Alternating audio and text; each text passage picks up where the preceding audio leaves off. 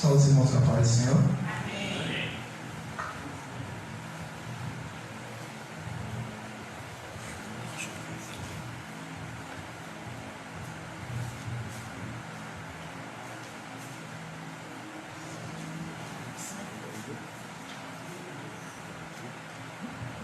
Abençoa, Jesus.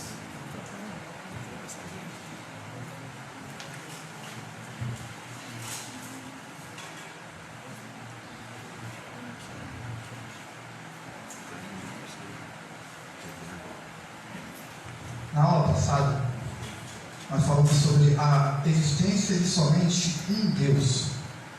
E no último tópico, ele falava sobre algumas exigências ligadas ao primeiro mandamento, que seria o amor, o temor, a adoração, a confiança e a obediência. Nessa aula, a gente vai falar sobre os ídolos. Ídolos que o mundo levanta, que o povo pagão levantou e que a igreja cristã, católica apostólica romana, acabou levantando, e com isso houve a reforma, né? E infelizmente isso também acabou chegando entre nós. Por isso essa lição é importante para nós hoje, né? E tem como título: não se metam com os ídolos. É uma advertência, né? A gente lê o texto bíblico da lição e a gente vê que o salmista, ele diz que não é a nós, mas a ele a glória. E ele também, às vezes, aqui nesse mesmo texto, parece que ele está caçoando, porque ele diz que os ídolos deles são prata, é ouro, né? Obra das mãos, tem boca, mas não fala, tem olhos, mas não veem, tem ouvidos, mas não ouvem, nariz tem, mas não cheiram, tem mãos, mas não apalpam, tem pés, mas não andam, nem som algum sai da sua garganta. Tornam-se semelhantes a eles os que os fazem e todos os que neles confiam. E assim é a idolatria. Por incrível que pareça, parece que a pessoa está cega. Ela faz as coisas, cria as coisas e não enxerga que ela criou o próprio Deus, a imagem dela. Quando Deus nos fez, nos criou a imagem dele. Aí nós nos tornamos uns pequenos deuses e criamos outros deuses a nossa imagem, que fazem o que queremos que eles façam. Arrastamos eles para onde eles querem e pedimos o que queremos. Alguns põem uns de ponta cabeça em algum lugar, se não arranjar um marido, né, não vai sair daí. E assim alguns fazem, né, e não se dão conta que estão mandando naquelas imagens. E alguns não entendem isso, né? E a gente vive numa nação que é governada por muitas dessas coisas, né? Mas a lição, ela vem de encontro a nós, povo de Deus, uma nação escolhida, uma nação que tem como obrigação brilhar, salgar, fazer a diferença, proclamar o único e verdadeiro Deus, né? Na introdução diz assim: constata-se pelas escrituras sagradas que o soberano não admite, em hipótese alguma, que ele seja substituído por deuses, sejam eles físicos ou imaginários, com ou sem vida. Nesta lição, nós teremos a questão da idolatria conforme o nosso estudo baseado na ética dos 10 mandamentos, tratando particularmente do segundo mandamento, que proíbe a construção ou a rendição de qualquer tipo de ídolo, ou seja, o prostrar-se, você se curvar a ele em obediência, né? E nessa lição ele diz que o nosso objetivo é entender que Deus proíbe todo tipo de idolatria, todo tipo de idolatria. Compreender que a idolatria é uma disposição mental capaz de atribuir poderes divinos a objetos ou pessoas. Perceber que a idolatria desvia a atenção do homem de Deus e é a própria contradição da fé. o que é idolatria? Quando a gente pensa em idolatria, a primeira coisa que vem à nossa mente é simplesmente uma imagem de santo, se curvar a imagens de esculturas, né? Então a gente define idolatria como, na lição aqui está dizendo, não sei se na parte dos irmãos tem uma parte azul, que o Carl Harry diz assim: a idolatria é a adoração ou culto à honra de um Deus falso, representado por qualquer objeto ou imagem a qual se atribua a presença da deidade. O ser humano, desde o início da sua história, busca a representação de uma divindade com a qual possa relacionar-se de forma visível e palpável em busca de orientação e bênçãos. O primeiro caso de idolatria na Bíblia se encontra em Gênesis, no capítulo 35. Vamos abrir aí, irmãos? Gênesis 35. Deixa eu abrir aqui na minha, para ver se está o texto.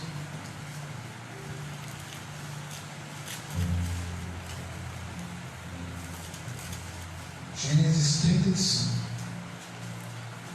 É o primeiro caso porque fala sobre ídolos. É óbvio que vai ter outros casos que a gente vai identificar que não falam sobre ídolos, mas a gente entende que é idolatria. Mas nesse caso específico a gente vai ver que o primeiro caso acontece na família de Jacó. 35, versos 1 a 4. Diz assim: então disse Deus a Jacó: levanta-te, sobe a Betel e habita ali, e faz ali um altar ao Deus que te apareceu quando fugias da presença de Esaú, teu irmão. Então disse Jacó à sua família e a todos os que com ele estavam: lançai fora os deuses estranhos, o que há no meio de vós, e purificai-vos, e mudai as vossas vestes. Levantemo-nos e subamos a Betel, onde farei um altar ao Deus que me respondeu no dia da minha angústia, e que foi comigo no caminho por onde andei. Então dera Jacó todos os deuses estranhos que tinham nas suas mãos, e as argolas que lhes pendiam das orelhas, e Jacó os escondeu debaixo do carvalho que está junto a Siquém. Jacó, o homem que daria nome à nação de Israel, que logo depois ao lugar ali no monte se tornaria Israel, foi o primeiro caso de idolatria, né? A gente vê ele desfazer aquilo, e por incrível que pareça, Israel, quando sai do Egito, a primeira coisa que faz é pegar os ouros, as argolas e fazer um bezerro de ouro para adorar. Que coisa, né? Ali, quando ele sai para fazer um altar para o único Deus, pega uns ídolos, queima, esconde e vai para servir a Deus, o único, invisível, verdadeiro e real. Mas quando o povo passa 430 anos preso, e quando eles saem, a primeira coisa que eles fazem é pegar todos aqueles objetos deles e transformar numa estátua. O povo é propenso a ver, querer, né? Isso não é fé. Fé, né? Como disse o próprio Jesus, então acho que está na lição um texto que diz que bem-aventurado é aquele que não viu e creu, ou não viram e vão crer. Somos nós. Nós não vimos Cristo, né? Mas nós sabemos que Ele é real. Nós não vemos Deus, mas sabemos que Ele é real, né? Isto é fé, isto é ser um povo santo, um povo que não se mistura.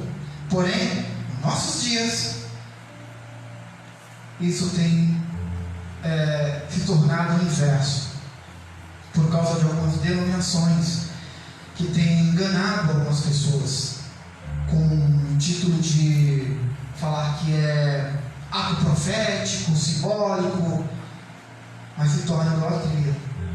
E às vezes nós temos a mente cauterizada e caímos nessa. Depois dizemos: mas o que tem? Desde que, então, se você fala assim, você não pode criticar o outro.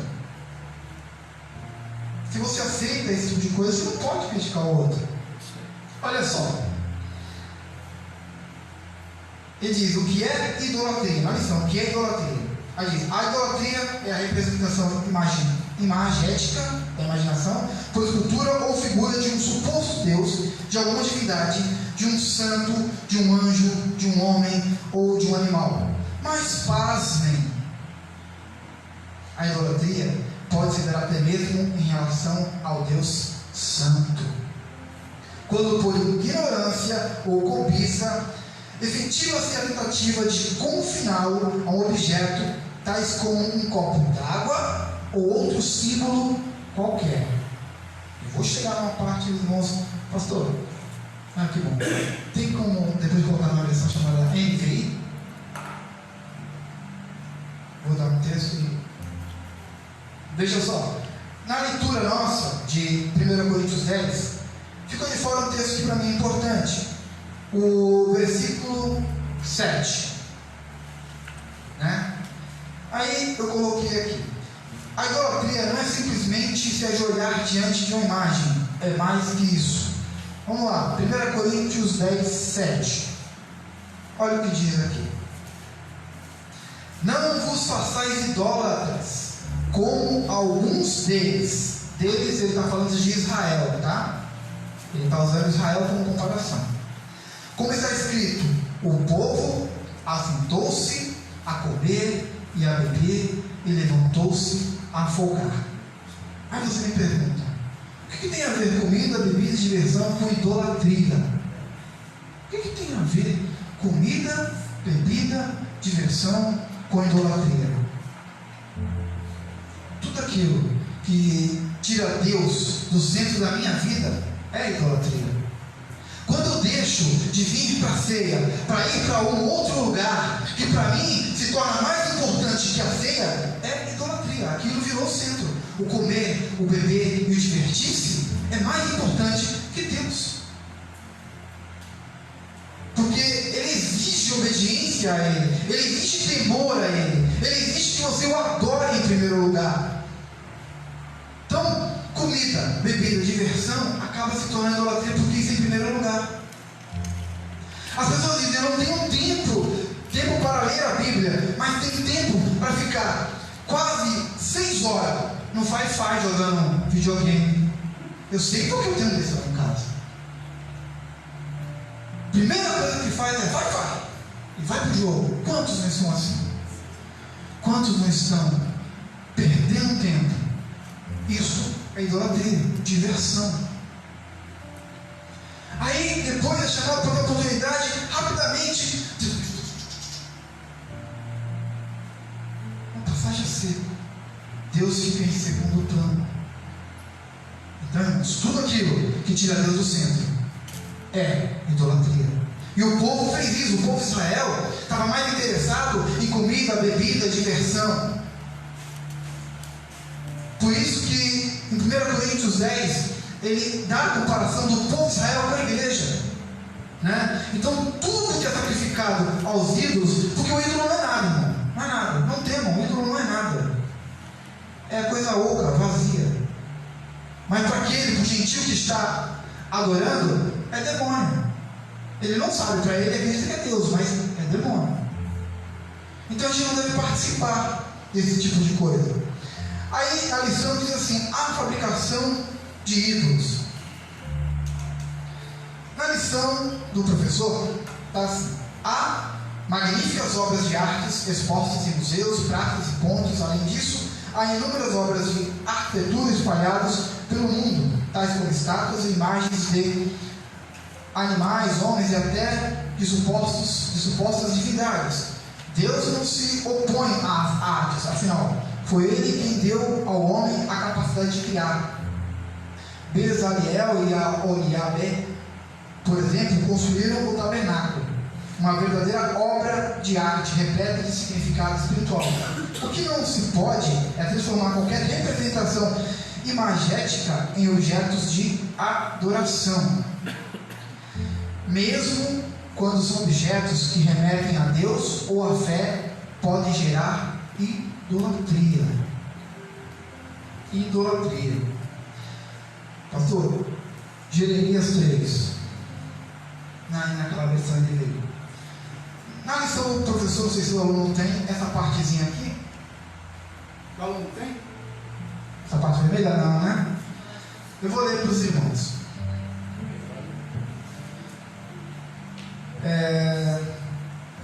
O livro de Crônicas de Israel, menciona um grande incêndio que teria destruído o templo. Está em 2 Crônicas 36:19. A Arca da Aliança desaparece completamente da narrativa bíblica. E a partir desse ponto, talvez Deus tenha permitido que ela desaparecesse, porque aquele objeto sagrado poderia suscitar nos homens daquele tempo o desejo de veneração aos artefatos sagrados criados por mãos humanas. Então, naquele momento, Israel foi desobediente a Deus, se voltou às imagens, à idolatria, não quis mais voltar para Deus, né? E o que aconteceu? O rei Nabucodonosor invadiu Israel, destruiu o templo todinho e a arca desapareceu. Aí eu escrevi aqui, como eu disse para vocês, que mesmo quando são objetos que remetem a Deus e a fé, pode gerar idolatria, possui a capacidade de tirar o foco de Jesus, de onde emana todo o poder. Veja só, Jeremias, você está colocando, irmão? Jeremias 3, verso 16. Agora vamos apertar um pouquinho a ferida, a nossa ferida. Olha o que diz aí.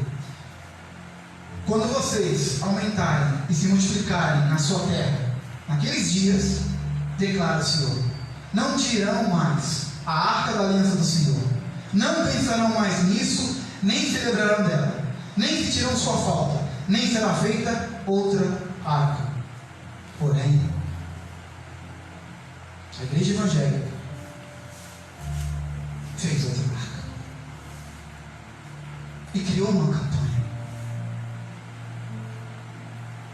Idolatria no nosso meio. Não é fé, não. No culto normal de ensinamento não vem tanta gente como vem naquele culto específico. Que fé é essa? Que precisa de um símbolo. A Bíblia está dizendo, não é para fazer. Não sou eu que estou dizendo. É a palavra de Deus que está dizendo. Essa lição não é para a gente se amar contra os idólatras. É para a gente se defender dessas coisas que vêm contra nós. Para que a gente não seja pego de surpresa. Tudo que está acontecendo no mundo não é à toa. É para provar a nossa fé. Muitos vão para outros lugares, como o pastor mesmo disse na oração, com saúde, podendo estar aqui.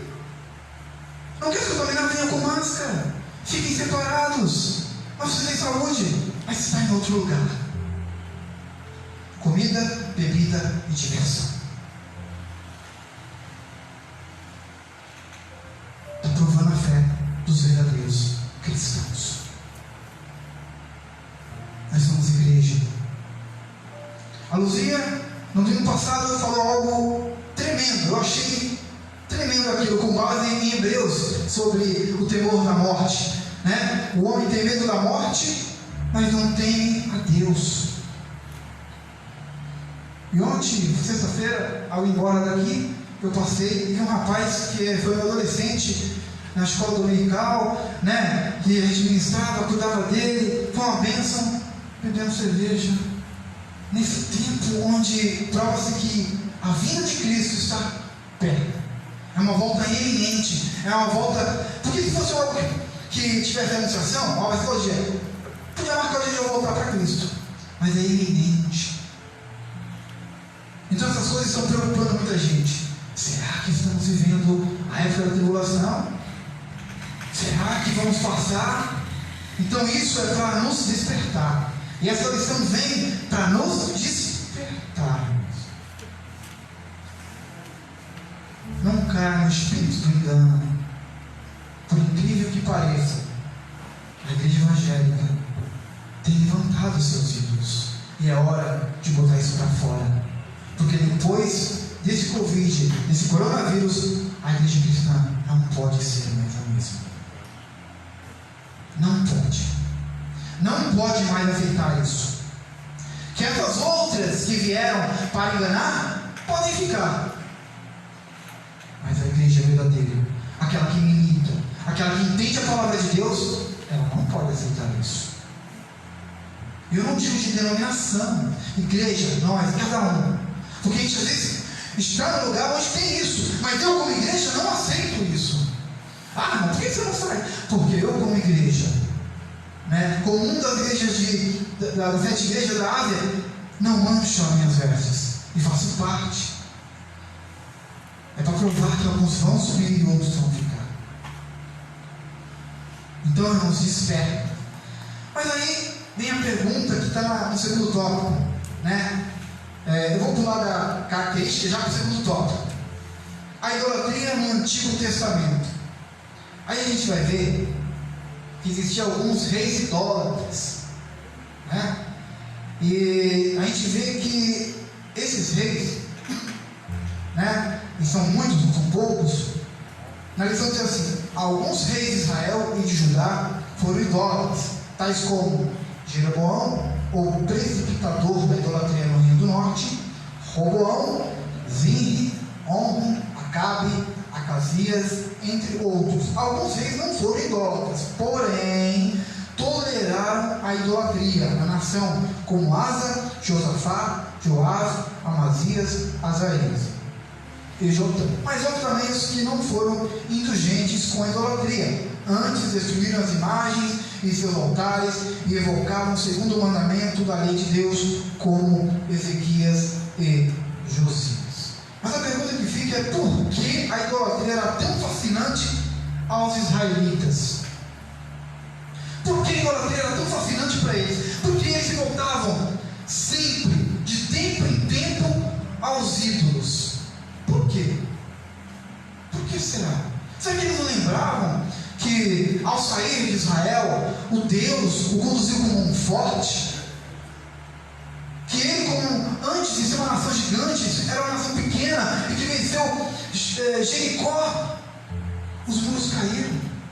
Eles não lembram dos fatos. E Deus fez questão de fazer alguns monumentos para que eles pudessem lembrar dessas coisas. E mesmo assim, de tempo em tempo, eles se voltavam contra Deus e iam para a idolatria. Um caso específico está nos Juízes. Em Juízes a gente vê o tempo todo eles se voltando para a idolatria. Aí Deus levantava o juiz para que eles voltassem para Deus. Deus dava sossego, sossegava e ia para a idolatria. Deus permitia o inimigo, eles clamavam, Deus levantava o juiz, ficava sossego, voltava para a idolatria.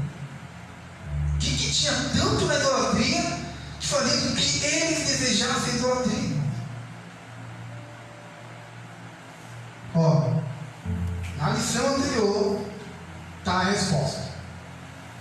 Diz lá: confiança e obediência. Porque a idolatria, não requeria o tipo de obediência que o Deus de Israel requeria. E porque ofereciam em bases limitadas benefícios temporários, fertilidade, terra próspera, água, chuva, mas era algo temporário. Eles tinham que sacrificar coisas. E hoje não é diferente. As pessoas barganham com Deus, venha pegar a pazinha da construção, e a pessoa vai: dê isso e você vai ter aquilo. Elas não vêm para servir a Deus em obediência, elas vêm em troca. Isto é idolatria. Do mesmo jeito que o povo de Israel fazia, hoje o povo que se chama pelo nome dele também está fazendo isso. E nós como igreja devemos protestar contra isso, Devemos ir de encontro a isso e ler Coríntios para eles: olha, ídolo não é nada, o ídolo nada é. E quando você se prova com o ídolo, quando você faz isso, é demônio, tome cuidado. Deus não barganha com ninguém. Você não tem que botar Deus na parede. Esse não é o Deus que eu conheço. Israel por muitas vezes fez isso e sempre se deu mal. E quando ele ficava em aperto, aí clamava a Deus, aí ele buscava a Deus. E essa lição está falando sobre isso, né? Então era isso que cativava eles. Por quê? Eu não precisava obedecer, eu não precisava mudar, eu não precisava ter essa ética do Sermão do Monte. Não, só basta eu pedir algo em troca, matar uma criancinha lá para Moloque, e Moloque vai me dar alguma coisa. Pronto, só fazer isso. Olha, vamos para aquela deusa ali, naquela deusa, se eu fizer uma orgia, vai me dar filhos, vai prosperar a minha terra. Quer dizer, não tinha obediência, cada Deus tinha sua regra, então era fácil servir. E cada Deus agora nosso levantado tem uma regrinha. Você fazer muita coisa, não, só fazer isso, fazer aquilo. Crê nesse copo aqui, né? Beba com fé. Idolatria.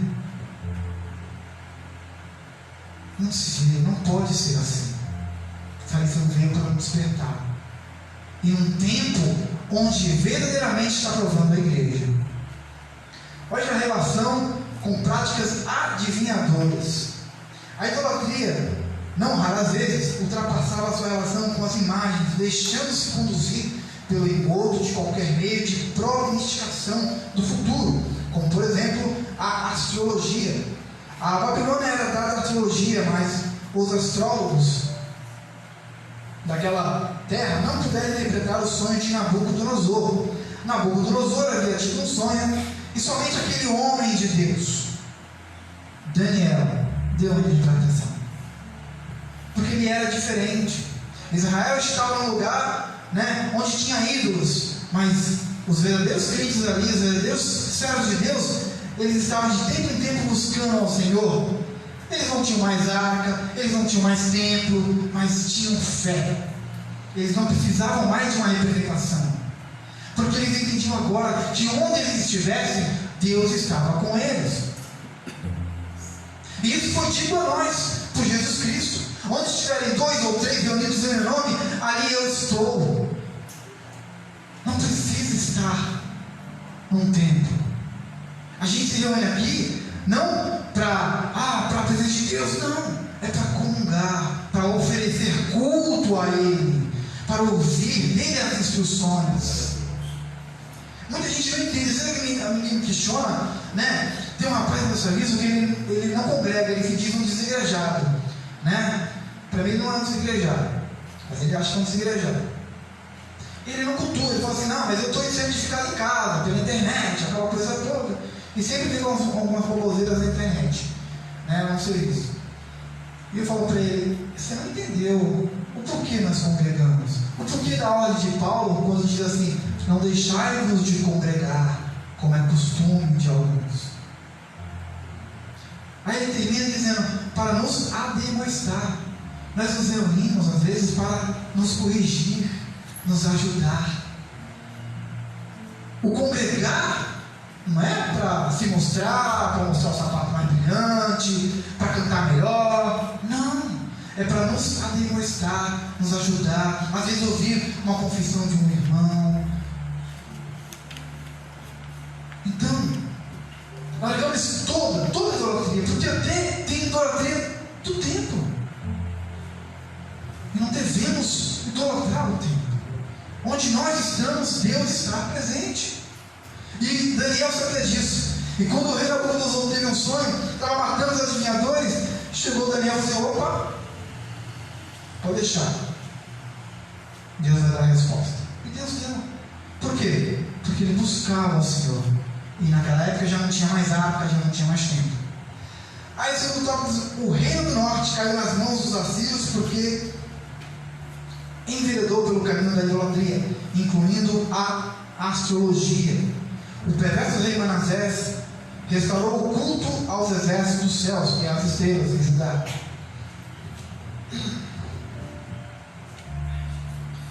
Tópico 3.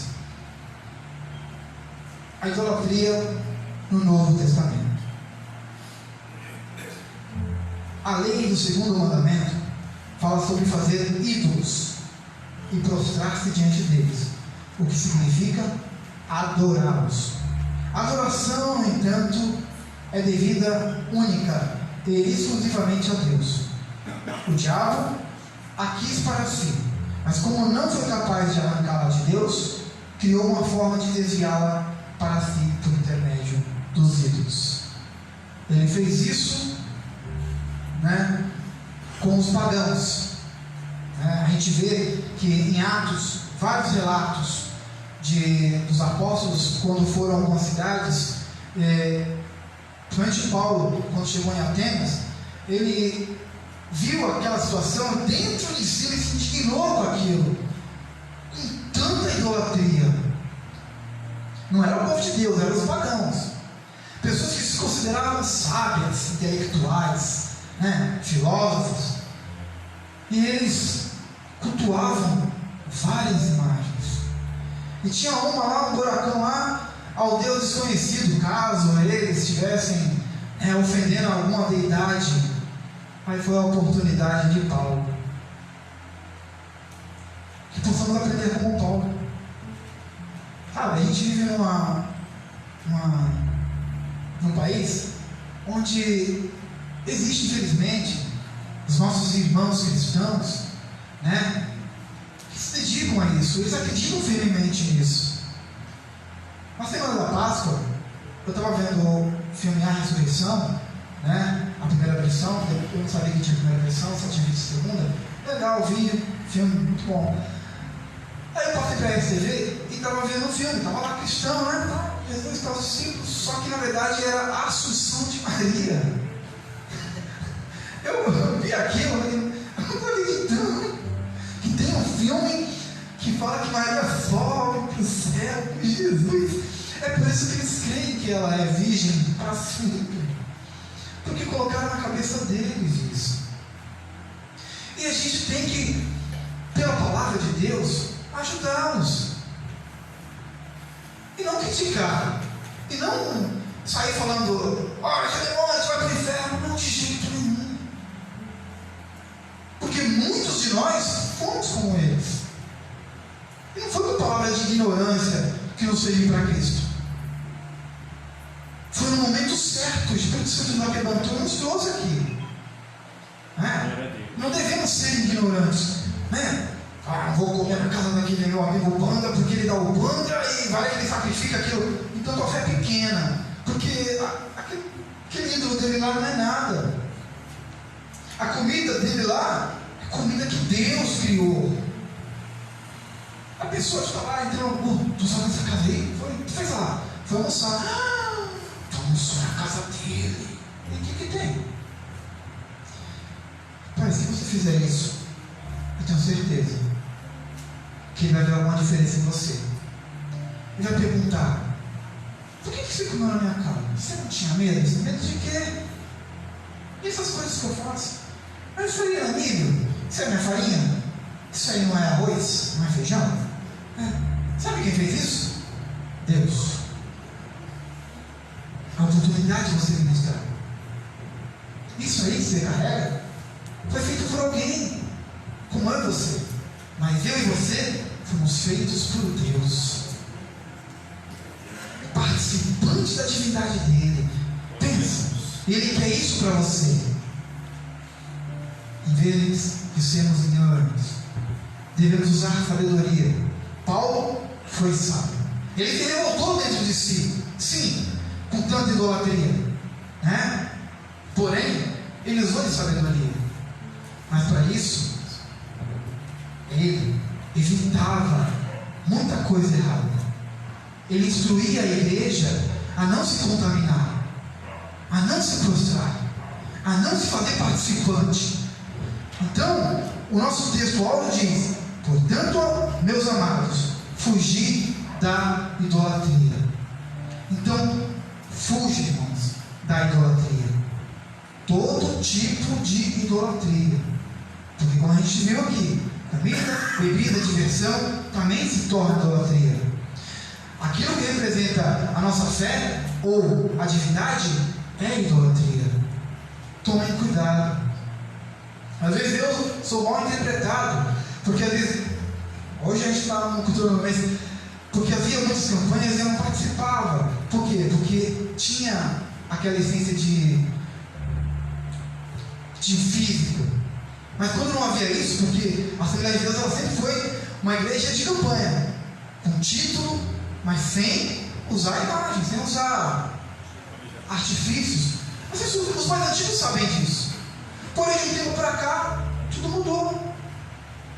Tudo mudou. E foram se aceitando. Se essa aula não fosse desse jeito, eu tenho certeza que muita gente já está falando alguma coisa. E assim se foi a falar. Porque quando eu dou aula na Casa Abraão, tem gente que defende esse tipo de coisa. Né? Defende. Com os unhos de dente. Não, mas eu tinha uma experiência com Deus. Né? Tu é um homem burro, um homem de pouca fé, precisa de um artifício para isso. Deus está trabalhando na sua vida. Quando você tiver alcançado realmente a plenitude da fé, tu vai ver a varão perfeita, a estatura. Não vai precisar nada disso. Nada disso. Só que você também não vai poder falar contra os outros que fazem isso. Não, mas é diferente. Por que é diferente? Porque tu é evangélico, porque ele é católico. Porque ele é da Umbanda. Porque ele é espírita. Nada a ver. Então, irmãos, a igreja ela deve combater a idolatria, mas com respeito à pluralidade das outras fés. É o que diz aqui a nossa último tópico. A igreja e o combate à idolatria. A lei divina proíbe não apenas o fazer, mas o prostrar-se diante dos ídolos. Contudo, vivemos em um país diverso, com crenças e religiões, fruto da miscigenação que deu origem à população brasileira, africanos, europeus, americanos e etc. A despeito da fé cristã, a pluralidade está presente no nosso cotidiano, e é preciso sabedoria para lidar com essa situação. A tolerância e o respeito são importantes para o diálogo e para a convivência coletiva e pacífica. Alguns tempos atrás estavam se transmitindo, e algumas pessoas estavam fazendo isso lá no Rio de Janeiro, quebrando coisa da Umbanda, aquela coisa. Irmãos, isso aí não é coisa de cristão. Os traficantes estavam usando pretexto para fazer besteira, dizendo que a mãe dele era evangélica, ele lá e quebrava aquelas coisas e batia. Isso aí, irmãos, não é coisa de cristão. Devemos ser tolerantes, no sentido de que respeitar. Tolerante com a fé dele, né? Não com a imagem. A gente sabe que não devemos nos prostrar, não devemos, aquilo não é nada, mas ele ainda não tem fé suficiente. Ele foi ensinado daquele jeito, tanto que quando os nossos filhos são ensinados na fé cristã, e Deus gosta disso, que a pessoa questione, né? O que a primeira coisa que ele faz é experimentar o mundo, porque ele pensa assim: eu sempre aprendi aqui, mas será que isso é verdade? Aí ele vai para o mundo, experimenta e vê, quebrei a cara, nem precisava ter feito isso. Aí volta para cá, mais fervoroso, né, porque teve encontro com Cristo. Encontro com Cristo é uma coisa tremenda, maravilhosa. Não significa que você não vai errar, não vai falhar, mas você vai ser diferente. Você vai continuar com suas falhas, seus vícios. Às vezes Deus vai trabalhando na sua vida, mas você sempre vai pensar, como diz o texto bíblico: quem está sujo, suje-se mais ainda; quem está limpo, limpe-se mais ainda. Entende esse texto? Você que está em Cristo, você está limpo. Quando a sujeira aparece em você, não é para você se sujar, é para você limpar. Mas tem gente que tem um pensamento errado: já fiz isso, vou me lambuzar de uma vez. Não, filho, você está limpo, você é limpo, então limpe-se, aproveite agora. Agora quem está sujo, vai se sujar mais. Mas nós estamos limpos, então nos limpemos dos ídolos. Não se envolva com os ídolos. A conclusão diz assim: a idolatria leva o homem para o grosseiro caminho das crendices e superstições. A idolatria não traz qualquer benefício às gentes, antes a amaldiçoa. Por fim, a idolatria contraria o que mais agrada a Deus, a fé. Como discípulos do Mestre, portanto, precisamos revelar ao mundo em amor e por meio de uma vida verdadeira, sincera e honesta, que só há um caminho: Jesus. O caminho, a verdade e a vida. Às vezes nós também temos uma prática, eu também tinha essa prática, tá bom? Não estou condenando, de fazer isso. Ora, Senhor, me dá uma palavra. Isso não é adivinhação, a gente não pode fazer isso. É óbvio, Deus respeita isso em você. E Deus fala contigo através disso. Tá? Porque no começo eu também fazia isso. Depois eu passei para devocional. Depois eu passei para estudo. E Deus continua falando comigo. Uma hora você vai parar de fazer isso. Por quê? Porque vai chegar uma hora que vai dar uma palavra que você não quer ouvir. Que eu olho assim, vamos mudar outra coisa aqui. Aí você vai entender que na verdade é você que está fazendo. Que é você que está mandando a palavra. Não é Deus. E quando você entrar na tua cabeça, você vai ver, eu estava errado. Não é Deus falando comigo, eu que estou escolhendo a palavra. E quando cai boa, eu aceito. Mas quando cai ruim, eu fico procurando outra. Era assim comigo. Então, irmãos, os babilônios faziam adivinhação e o povo de Israel entrava nisso. E a igreja evangélica, no começo, com a nossa fé, a gente também faz isso. Mas Deus entende, Ele compreende. Tá? Então, cresça, aprenda, porque devemos fugir da idolatria. Essa aula foi diferente para mim, porque eu não costumo dar assim, eu gosto muito de participação. Né? Na participação a gente acaba falando mais coisas. Né? Preparei algumas perguntas sobre Israel, mas poderia ser melhor. Mas aqueles que estão em casa e que podem vir, no próximo domingo esteja aqui. Quem não tem espaço vago aqui, separadinho, você não vai se contaminar. Tá? E você que não pode, infelizmente, estar na sua casa e tem vontade de vir, Deus conhece seu coração e logo, logo, tudo isso vai passar. Eu agradeço a oportunidade em nome de Jesus. Amém?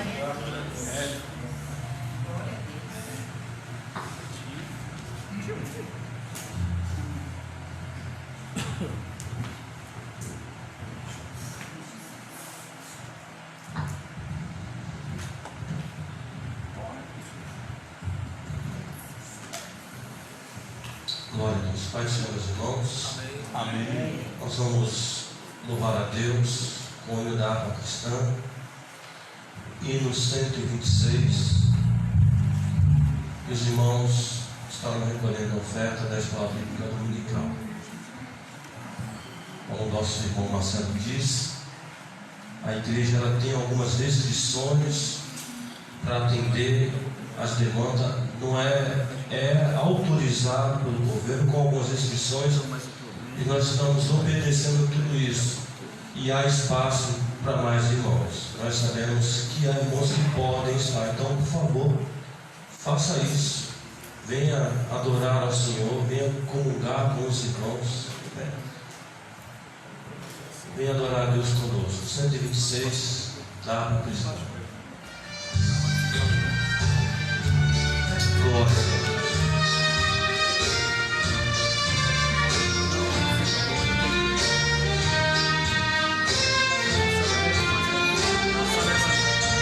Bem-aventurado que confia no Senhor como fez Abraão. Ele creu ainda que não via, e assim a fé não foi em vão. É feliz quem segue fielmente nos caminhos santos do Senhor. Na tribulação é paciente, esperando no seu Salvador. Os heróis da Bíblia Sagrada não fluíram logo os seus troféus, mas levaram sempre a cruz pesada.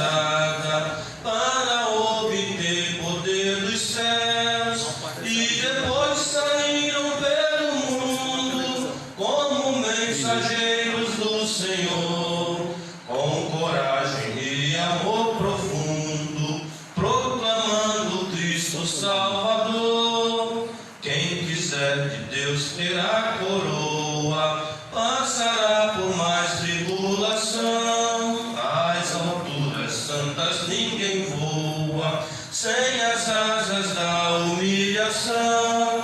O Senhor tem dado aos seus queridos parte do seu glorioso ser. Quem no coração for mais ferido, mais daquela glória há de ter.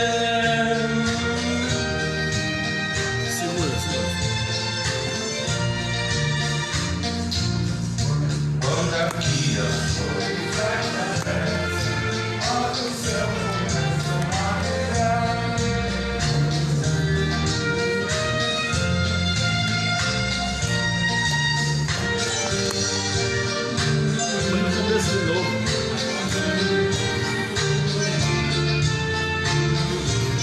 Solta e põe no começo de novo, põe no início.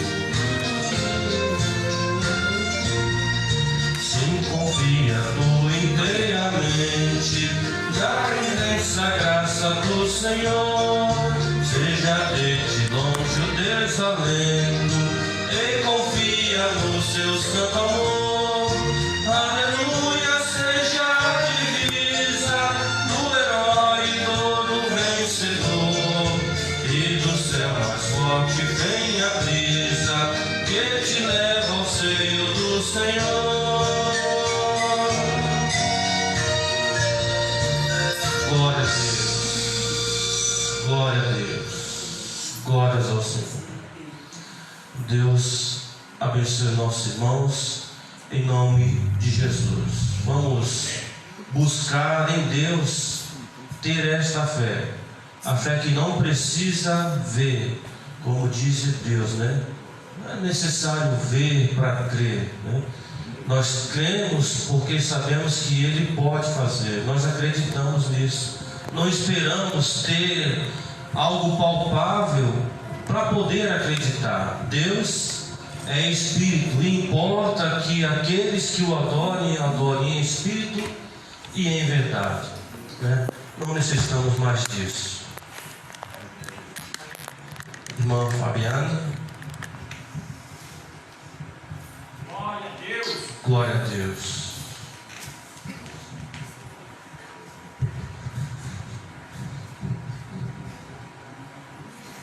Amém, meus irmãos. Demos por encerrado, né, esse estudo. Graças a Deus, Deus abençoe a vida do Marcelo. Saímos daqui alimentados esta manhã. Quero chamar o pastor para orar. Tem algum aviso? Só orar então para a gente terminar, né? Ir para casa.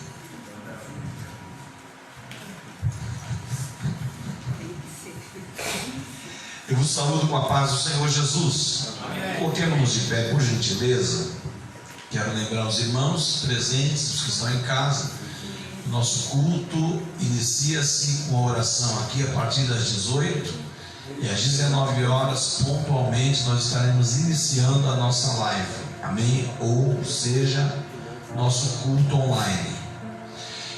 Pai, nós te damos graças e exaltamos o Senhor por mais uma oportunidade de estarmos aqui, aprendendo um pouco mais a sua palavra, que é alimento para a nossa alma, que nos traz fortalecimento, nos enriquece, abre a nossa visão. Nós te louvamos, Senhor, pela vida dos teus filhos que aqui chegaram, cada lar representado aqui, damos-te graças e rogamos a bênção do Senhor também sobre aqueles que estão nos seus lares, nos acompanhando. Senhor, visita-os neste momento e manifeste o teu poder. Atende as necessidades, ó Pai, do teu povo. Apresentamos a ti o nosso presidente, apresentamos ao Senhor as autoridades, Senhor, nos estados, nos municípios, as autoridades da área da medicina, e te pedimos a bênção do Senhor. Nós cremos que tu tens o controle de todas as coisas. Nossa confiança está posta no Senhor. Permaneça conosco a sua graça e favor no decorrer desse dia. Que a bênção do Senhor esteja conosco em os nossos celeiros abundantemente. Assim eu oro e te agradeço no nome de Jesus. Estenda a sua mão. Isso. Que o grande amor de Deus, nosso Pai, a graça de nosso Senhor e Salvador Jesus Cristo, a comunhão com as doces consolações do Espírito Santo, seja com toda a igreja, desde agora até a vinda de Jesus, e que todos digam amém. Deus abençoe os irmãos, vão em paz, em o nome de Jesus.